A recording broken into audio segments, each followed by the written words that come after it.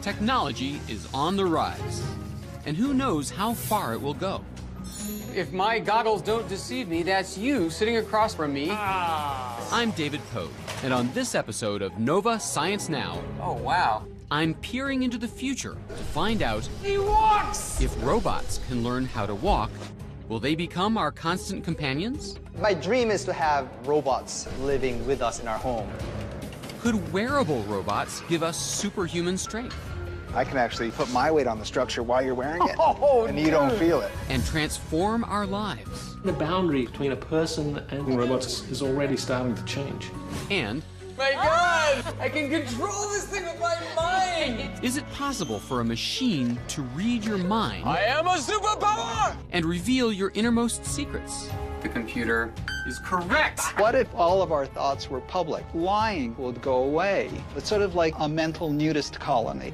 Where is all this leading us? Domino bots! I'm exploring the good, So now you can walk? That's mind-blowing. the bad, Not every advance is progress. Not every new thing is better for us humanly. and the not-so-pretty side of technology. All to find out, Whoa, that's scary. what will the future be like? And he gave me a dirty look. Up next on Nova Science Now.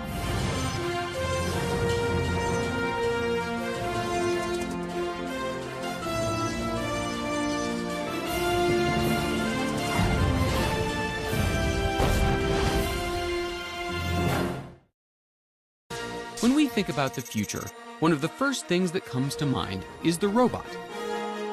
Like those droids in Star Wars that tirelessly fulfill our every need.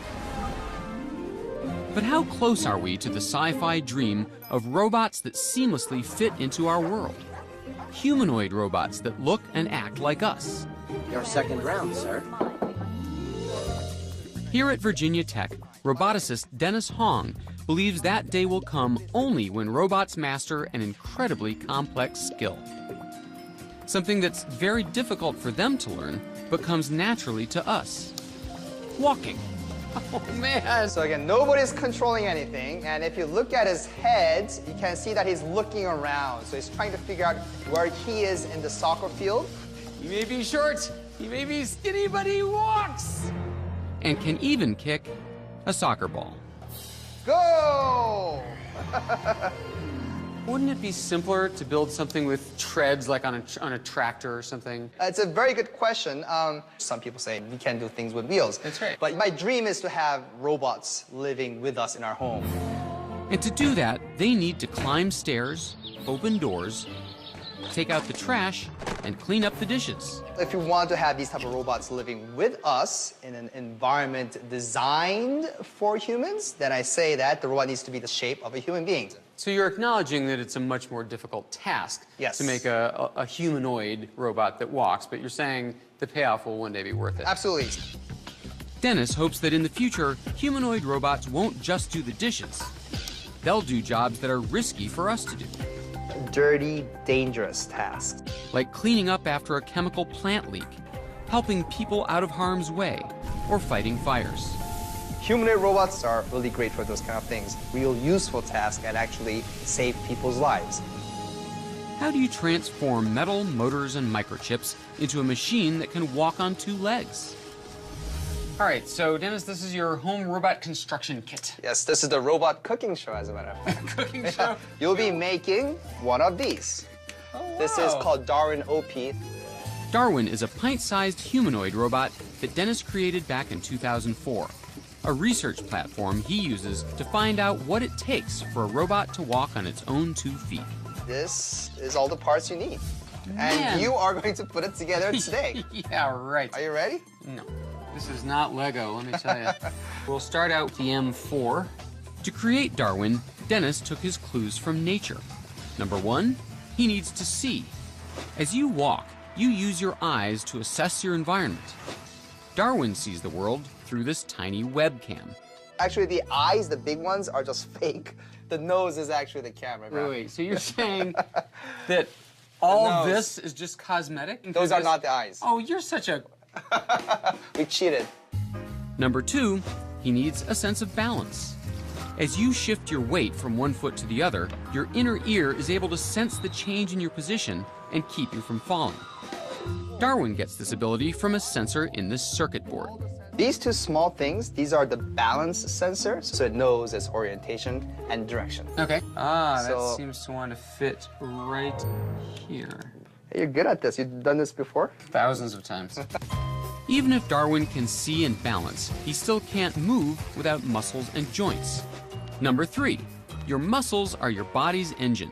You can't move without them. Darwin moves with the help of actuators. For each moving joint, we have one of these actuators. There's basically electric motor. A motor that converts electrical energy into motion. And that gives Darwin the ability to move. All right. Yeah, you've done. Yeah. We have arm! Hey. As for his sense of touch, he gets it from these 4 little sensors on the bottom of his feet. Hours later, I'm finally finished. Tell me that's the last step.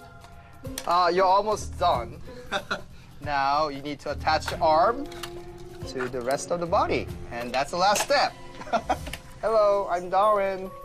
It's adorable. I can already feel him seeking world domination and wishing his screws were done better. Even though my robot's fully loaded, he can't walk yet because he still needs a brain.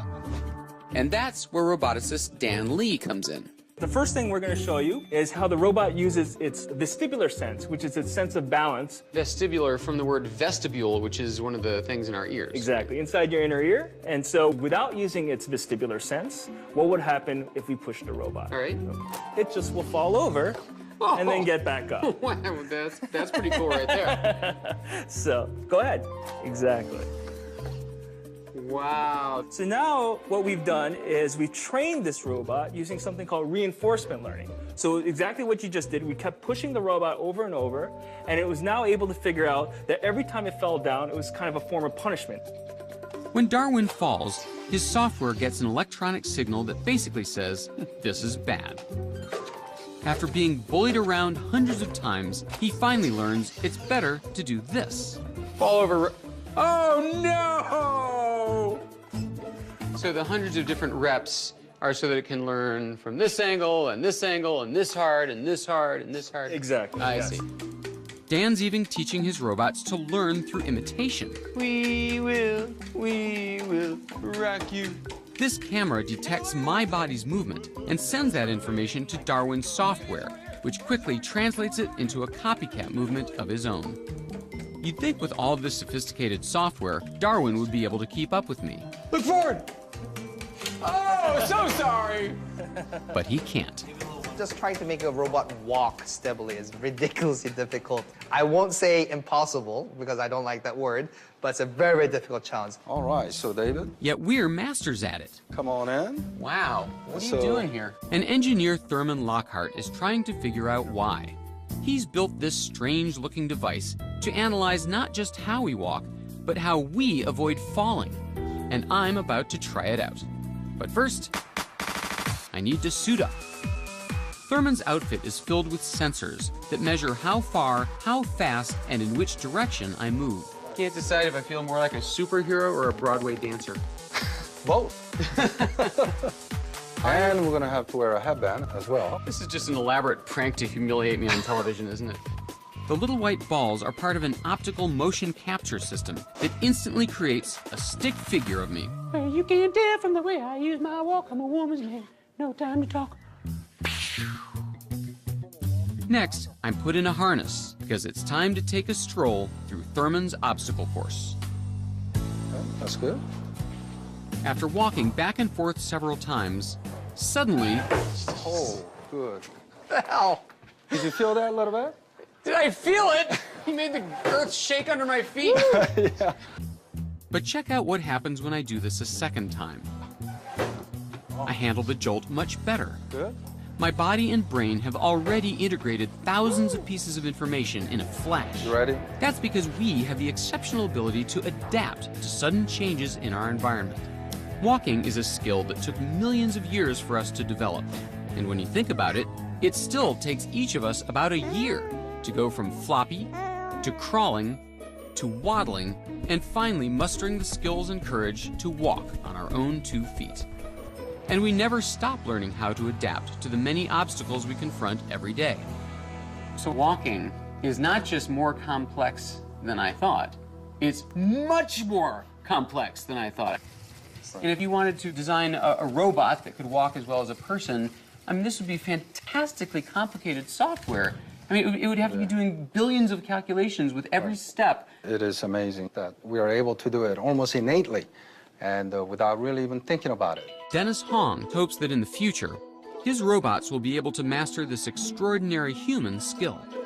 And they're learning how to do it one kick at a time. Every year, hundreds of teams from around the world compete at Robo Cup Soccer, a competition designed to foster research in robotics and artificial intelligence.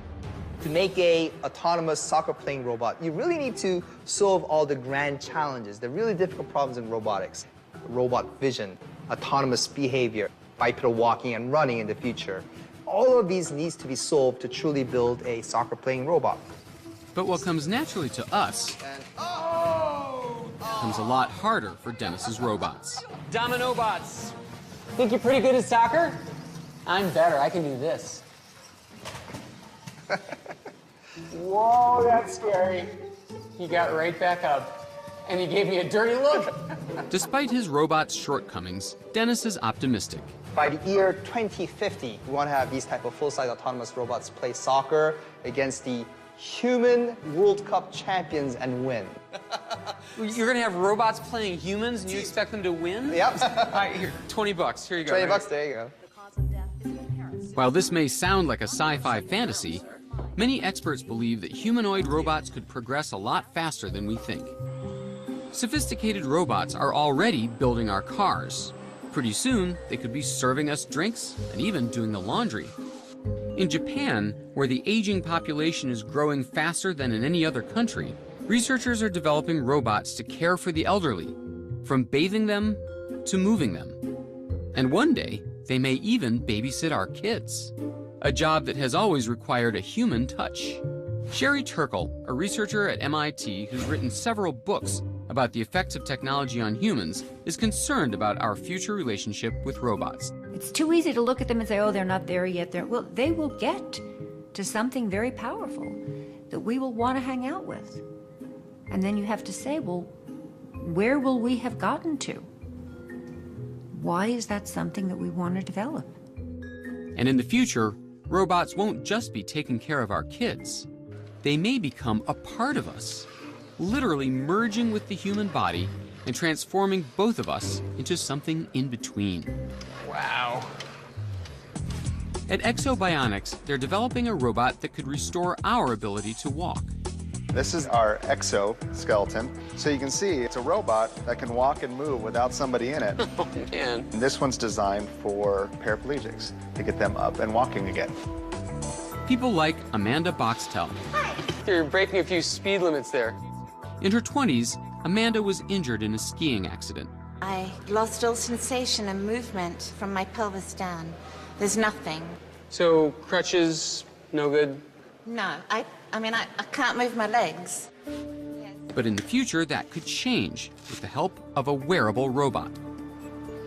Wow, is it standing you up now? Yeah, because I couldn't do that on my own. Wow, that's mind-blowing. So now you can stand and you can walk? Yes. This I gotta see. Let's do it. The exoskeleton is intelligent enough that it senses my center of gravity, and also when I shift my weight over to a foot, then it triggers another step. So Amanda shifts her body like you or I would to take a step, and sensors pick up that intent. That sends a message to this onboard computer, which tells the exoskeleton it's time to take another step. Right now, the exoskeleton works only on flat surfaces, but one day, these researchers hope Amanda will be able to use it anywhere, even walking upstairs. And they aren't just helping people like Amanda. They may help average Joes like me with this. So David, here we have the Hulk exoskeleton. It's like a The Hulk is designed to help people carry heavy loads, and it would come in really handy if you happen to be a firefighter. How much weight do these guys have to lug? All right, pants, 10 pounds. Okay. Boots. 2 pounds. Go to maybe a little jacket here, so another 8 pounds. All right. Breathing apparatus. 30 pounds. Yeah. Whoa! You can't fight a fire without hoses. Oh, jeez! That's 50 pounds of hoses. I've got 100 pounds of equipment on me. Is it heavy? Is it heavy? It's 100 pounds! Your buddy's up on the 3rd floor of the building. You're gonna need some more air. Oh, jeez! Wait a minute. No firefighter would go in like this. Come on. They do what it takes. Okay, I'm gonna break your scale. I hope you don't mind. You're carrying an extra 130 pounds of weight. I'm carrying 130 pounds and I'm supposed to put a fire. That's right. Wow. All right, so you've made your point. This is unbearable. And here's where the Hulk comes in. And then this structure actually surrounds your body. The idea is to take all the weight you put on it all the way down to the ground, completely bypassing you. All the weight that you put on that external skeleton actually bypasses the user that's inside and taking that weight to the ground. So they don't actually feel the weight that they're carrying. Not only that, the Hulk is also designed to increase your strength. What I'm going to do is turn it on. Now you can actually feel a little bit of power. Oh, I see. It's picking itself up. It's picking itself up. So this is going to be my thigh, and when my thigh moves, that triggers it to start helping. Right. And this is at our very lowest setting. Turn on to the highest setting. Let me see what happens. Now try that. Whoa! Hey, that works. Now I put on the Hulk and get loaded up again. You ready for the hoses? Yeah. This is what killed me before. Go ahead and put on the hoses, Dave. These are different hoses. Same hoses. That's amazing.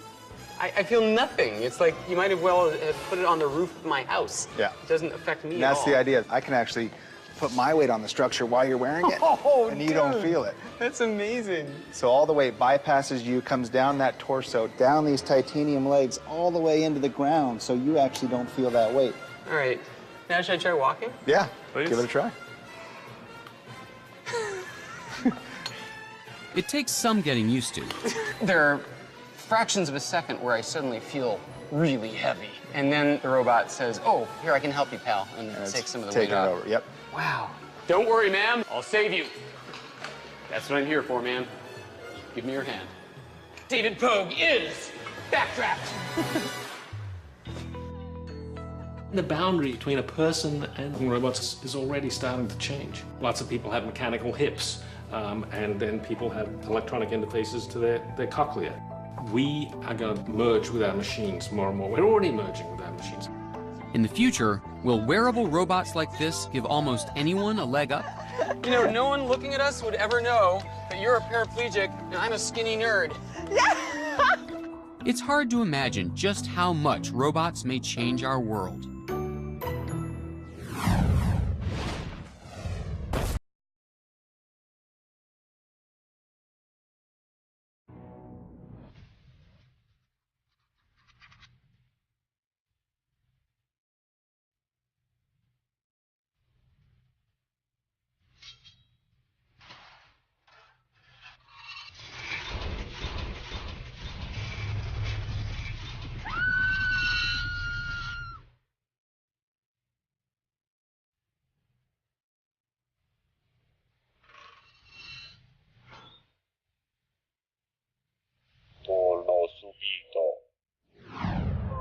Mind reading!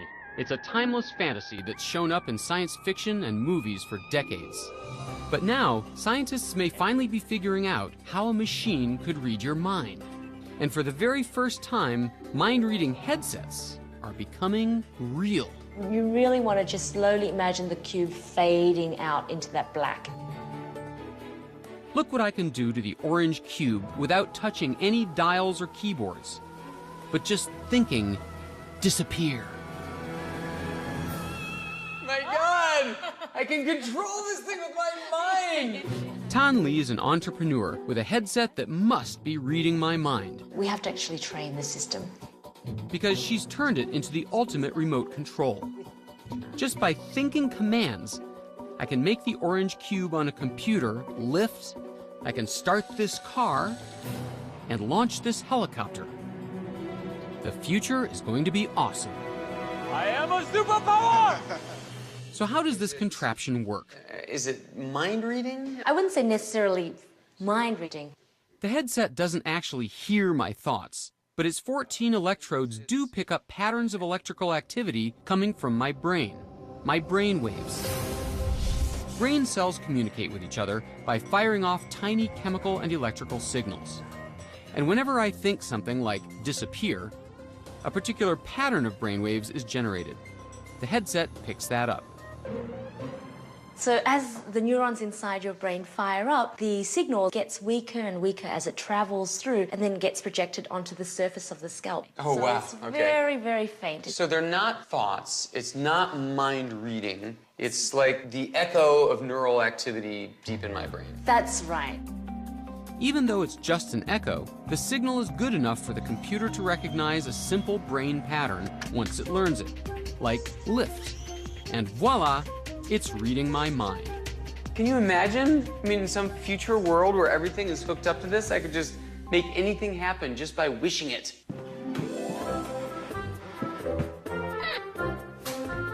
Or at least that's what I was hoping, until Tan Lee tells me this headset can easily be confused. In other words, wrong. If you were wearing this all day long, I can imagine instances when you might have a brain pattern that's very similar to when you were thinking about disappear, and it may trigger that same action. You mean things might happen when I'm not wishing them to? Oh, that's right.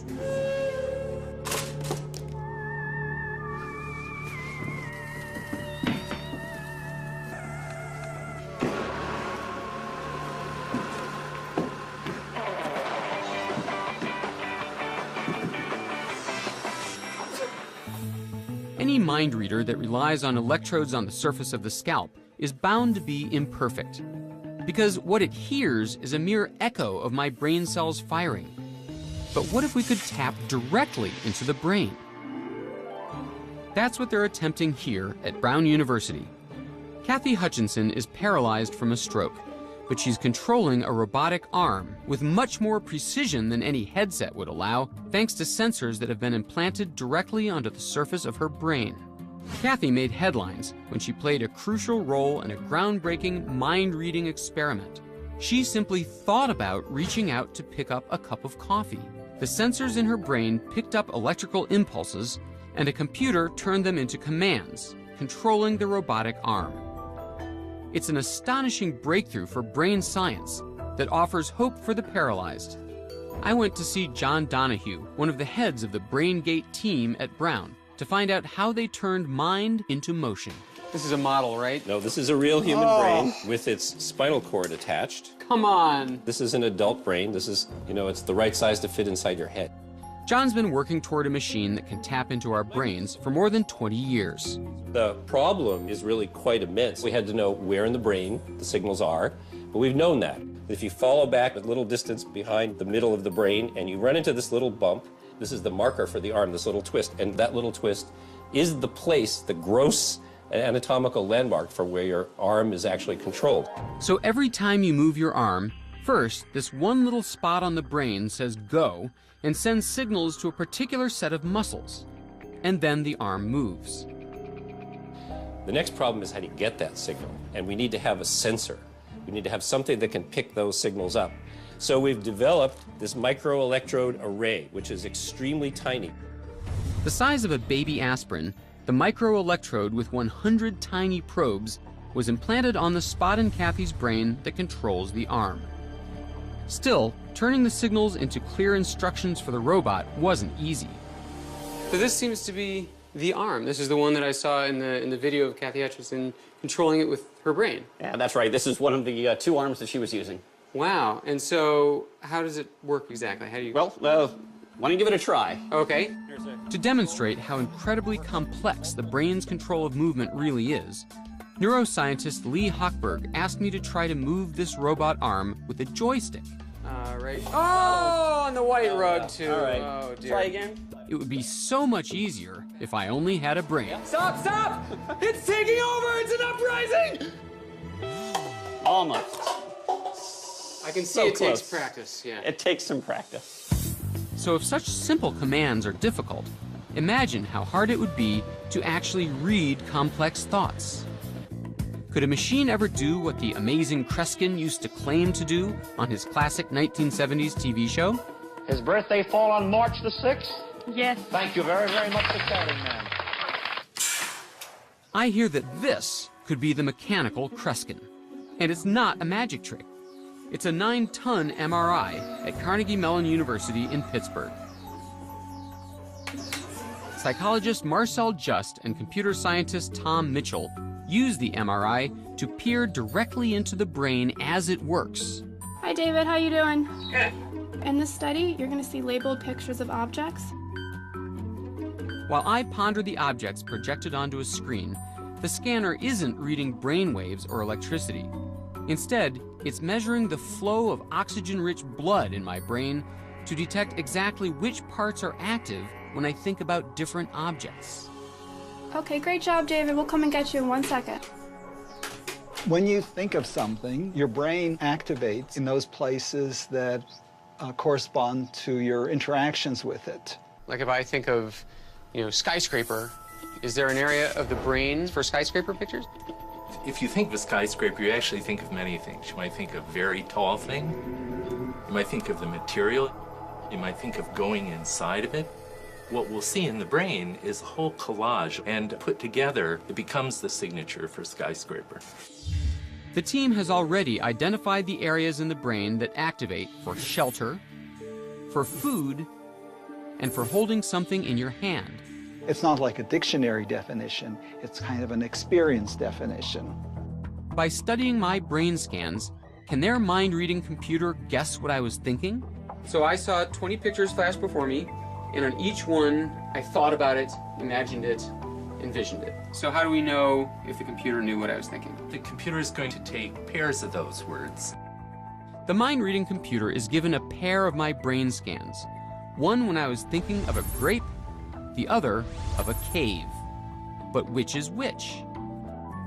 If the shelter area of my brain lights up, the computer guesses I was thinking cave. Since the other scan shows activity in the food and handling areas, it guesses that a grape was on my mind. And was it right?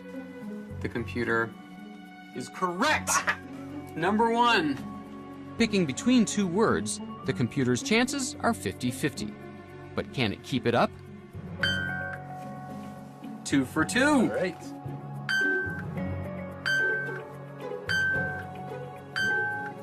Oh, you got 9 correct. And the 10th was correct also! Nicely done, 10 out of 10! That is unbelievable!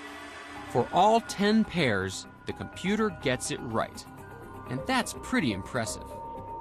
It's a far cry from walking down the street with a device that could read the everyday thoughts of passersby, but it's enough to have some experts on the future concerned. Whenever you're starting to talk about the integrity of the body, the integrity of the mind, and being able to somehow violate that in any way, it becomes scary. I'm sure there are many people right now going, oh my God, take away their funding. I don't want to have my mind read. I want my innermost thoughts to remain innermost. What if all of our thoughts were public? Lying, for example, would go away. It's sort of like a mental nudist colony. Well, here's one way to think of it. Like any big technology, there are all kinds of ways you can use it. And here you could use it for some pretty amazing things. There are also things that none of us would want to do. It's a good time now to begin thinking of those and thinking about what kind of guidelines we want to put in place.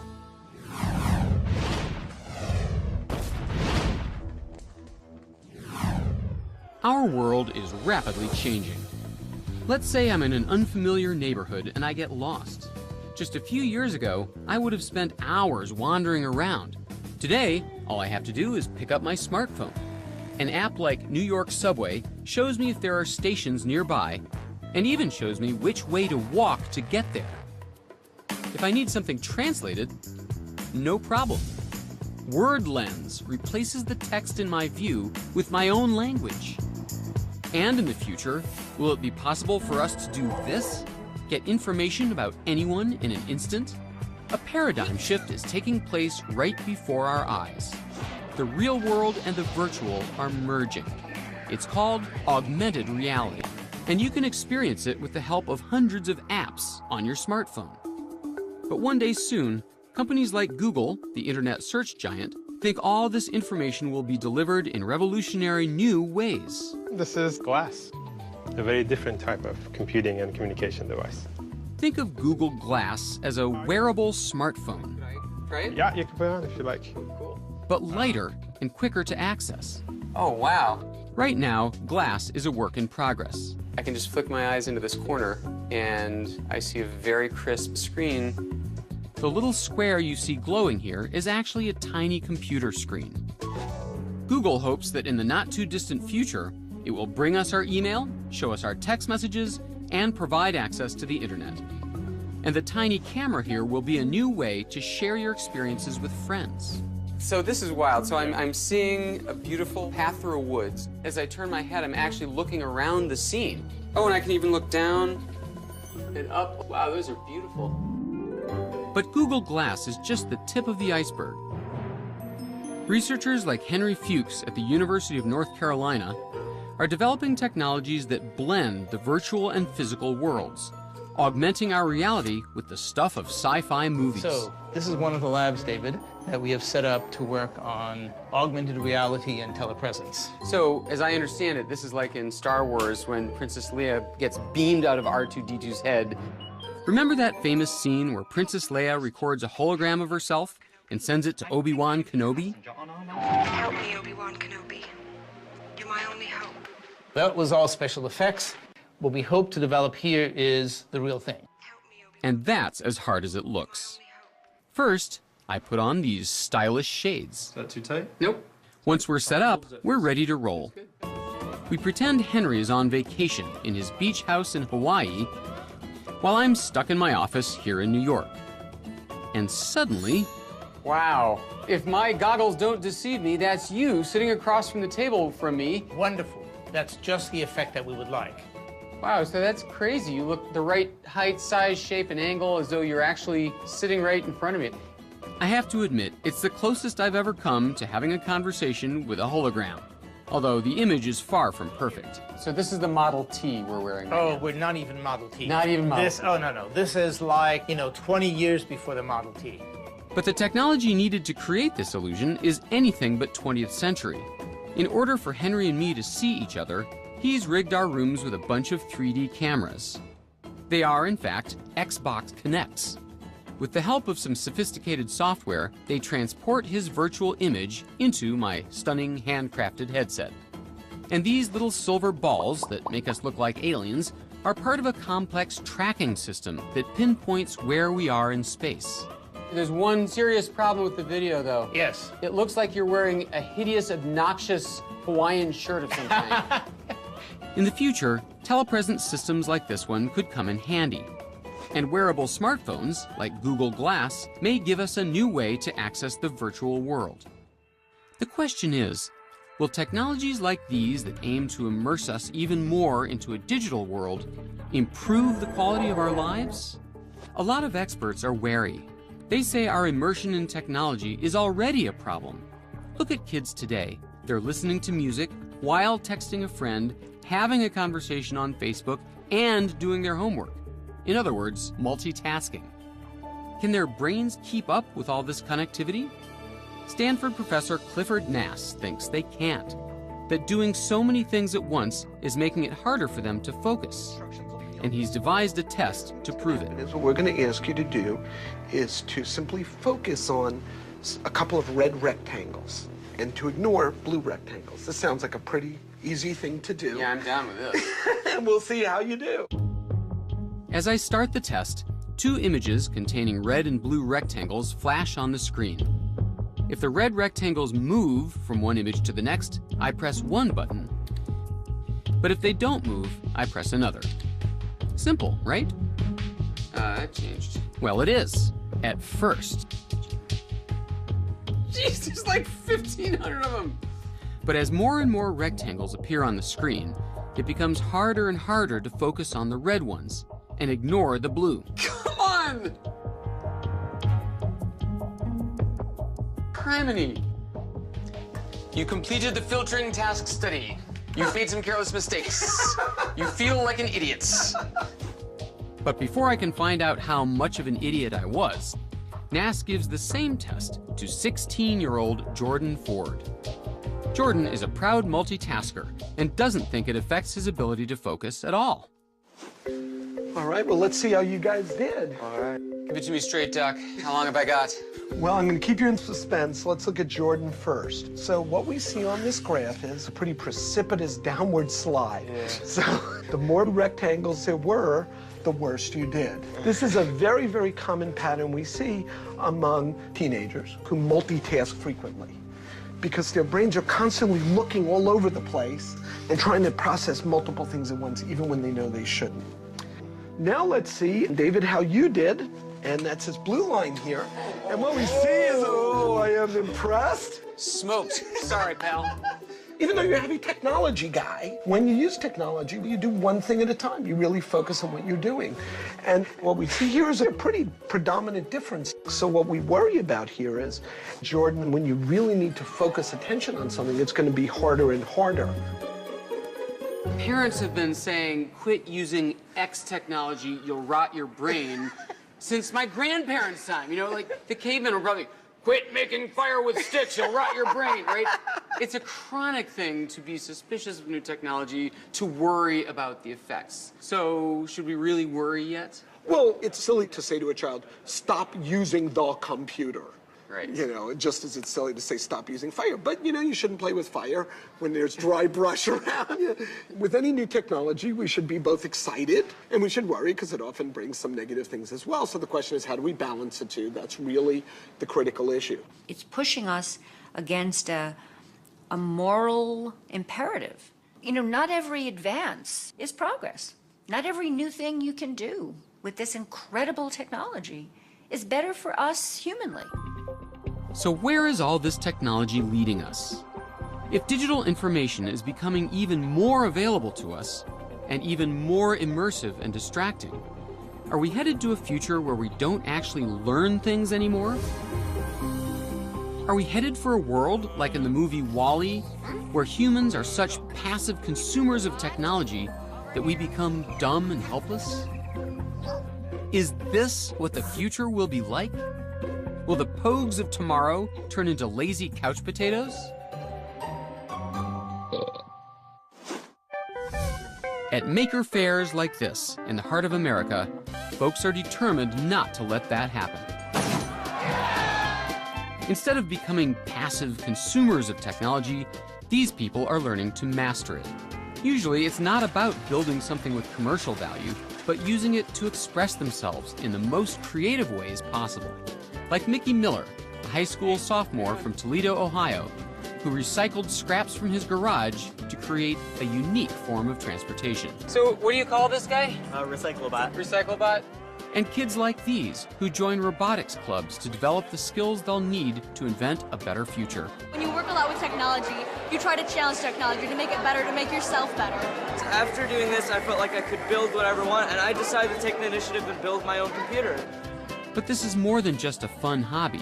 It's becoming a movement that may reshape our world. I think the maker movement is great. This is the new form of hobbyist, and actually, they've got some pretty interesting tools. The makers are taking the best of microprocessors and 3D printers in building it in a way that ordinary people can control them and can do stuff with them. We're showing them at a really basic level that they can control technology, that they can do something with it themselves, rather than just be users, that they can create something and make it do something that they want it to do. And that's why people are here, taking control over technology instead of being controlled by it, creating a better future from the ground up, a future of their own making. So maybe there's hope. There's a lot of hope. Excellent.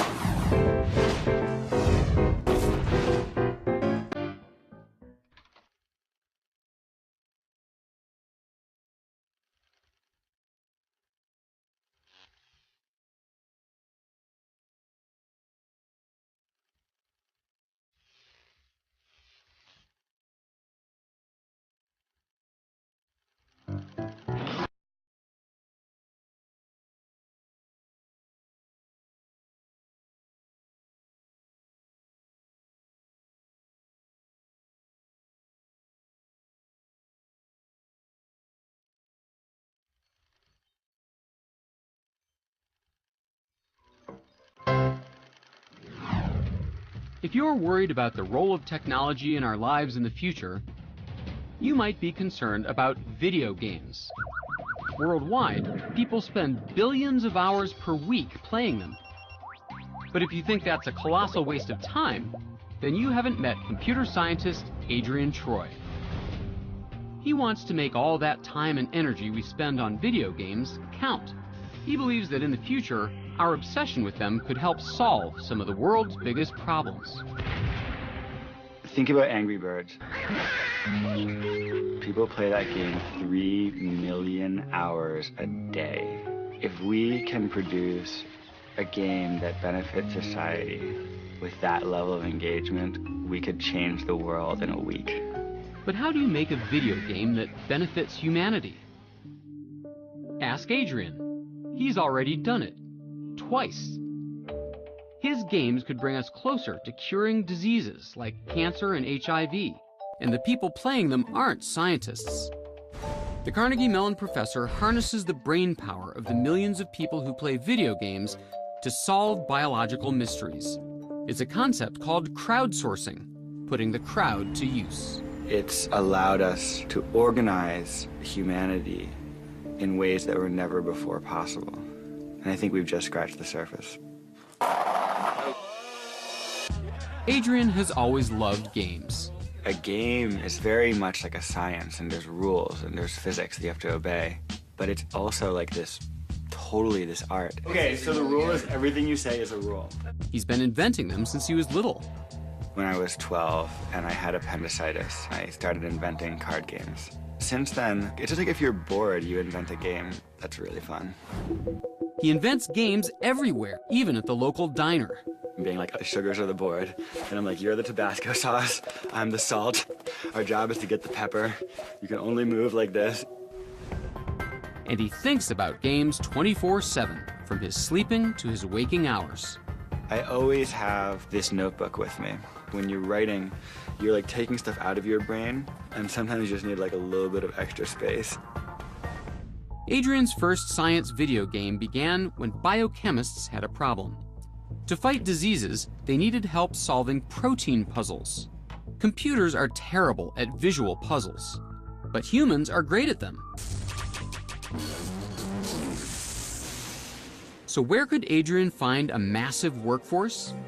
What if he could get the millions of people playing video games to play a different kind of game? And that was the beginning of Fold It. It's a 3D puzzle. Instead of birds and bombs, this game would be about protein folding. Proteins are molecules made up of long chains of amino acids. They're the workhorses of our cells, the machinery that keeps our body running. And they fold in thousands of different ways. It's like all the pieces of the protein locked together in this sort of puzzle, like Tetris. How they fold will change what they do in your body. Depending on how they fold, they can either form the fibers in your hair or the motors that run your muscles. A misfolded protein can help HIV replicate and cause diseases like cancer. But a well-folded one can help cure diseases. In the lab, scientists can make the long chains of amino acids, but when it comes to folding them up properly, they have trouble. And that's where people playing Fold It come in. Fundamentally, Fold It is a game where we use people to help us understand how to build these molecules to build next generation cures. Adrian labored over how to get people to play, let alone understand, a game about protein folding. So how'd he do it? He made proteins a toy. So a game has rules, but a toy is just something you want to play with. Even if you didn't know the rules, you still wanted to just wiggle it around and see how it works.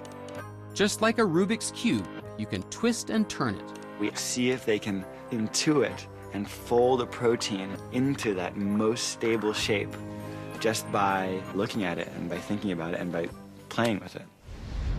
Adrian hoped the crowd could solve protein puzzles, but would the crowd show up? On May 8, 2008, they released Fold It to the world and waited. The servers crashed within like 24 hours. The public played it, and they cared about it, and they understood it, and it was one of the greatest feelings of my life. Fold It made history. And it isn't Angry Birds.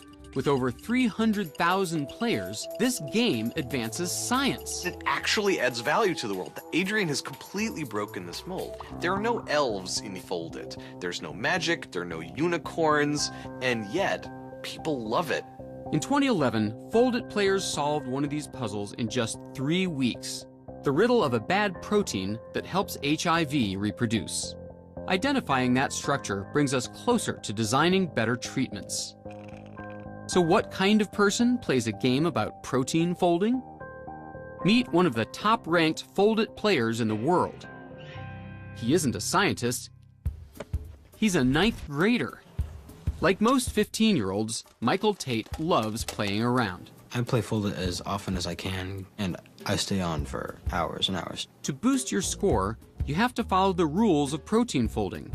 Make the protein compact and avoid empty spaces. These red things are voids that I have to fill in, and I can add rubber bands that bring the protein closer together. And if you make the most hydrogen bonds between everything, you get the highest score.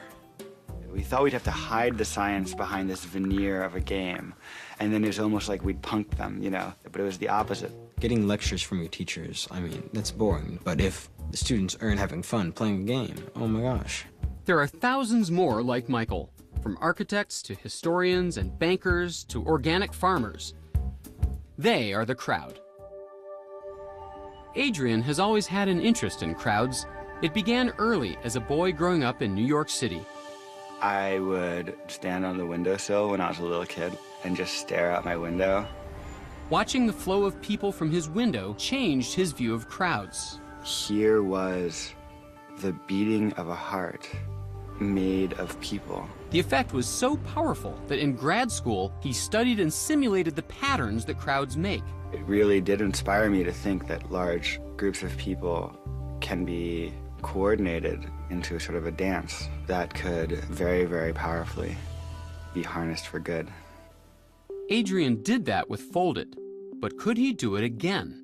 Biochemist Riju Das needed help with another puzzle, ribonucleic acid, or RNA.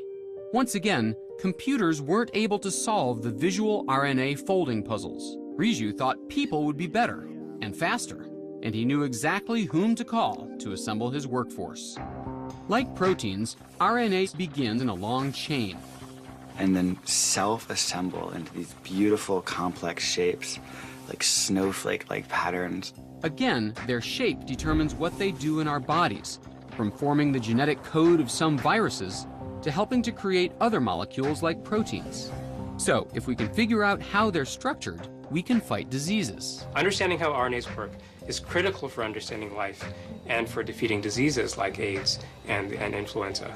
With RNA, there was only one accurate way to tell if players assembled the puzzles properly: make the molecules in a real laboratory. And we realized, oh wow, that's the game. When you hit submit, we're actually gonna make the RNA and we're gonna send you back the results. We were like, this is gonna be so awesome. There's nothing else in the world like this. Under Adrian's guidance, his graduate student, Ji Lee, transformed their vision into Eterna, a game that would be played by humans, scored by nature. People would be scored by how well their molecules folded in real life. In 2011, they launched Eterna. It just came alive. It's as if someone had just flipped the switch and turned on New York City. And we were just like, I think we maybe did it. In the lab, they synthesized the molecules the players designed. They looked like stable shapes in the game, but would they fold like that in real life? And the results come back, and it's basically nothing. What happens when you create a game and you tell everyone, we're all gonna do science together, and then nothing comes out? None of the RNAs folded into stable shapes in the lab. Adrian worried Eterna was a bust. But what he didn't count on was the community. Eterna let the players see data on how their molecules had actually folded in the lab. The chat forums lit up. They'd all start talking about data. They'd analyze it to pieces. Hundreds of players were discussing their mistakes and revising their strategies. It was like the very beginnings of science. It was almost like when alchemy was slowly turning into chemistry. 6 months in, they plotted the players' progress, and Adrian saw a change. And it was just like, zing. The players have learned how to fold RNA. It was just like sent chills down our spine. The players' RNA molecules were folding correctly. And then I thought, wow, that is real, that's real science. And that's when I knew that it was going to work. The worst player design was better than the best computer design.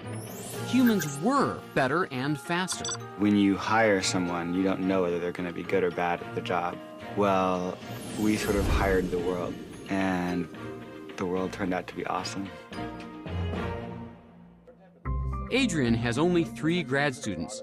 I wonder if we're going to get better data. But he has over 40,000 Eterna players who have discovered new rules for how RNA folds.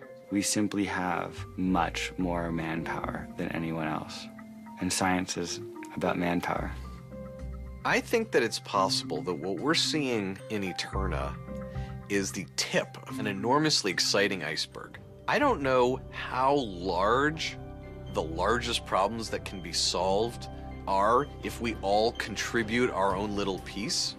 Adrian envisions a future where anyone and everyone can contribute to solving such huge problems. Even 15-year-olds like Michael Tate. Maybe science is going to be like a team sport. And I don't mean like a 30-person team, I mean like a 30,000-person team. Take these crowds and multiply it by human creativity. We're dealing with a force way more powerful than anything we had before.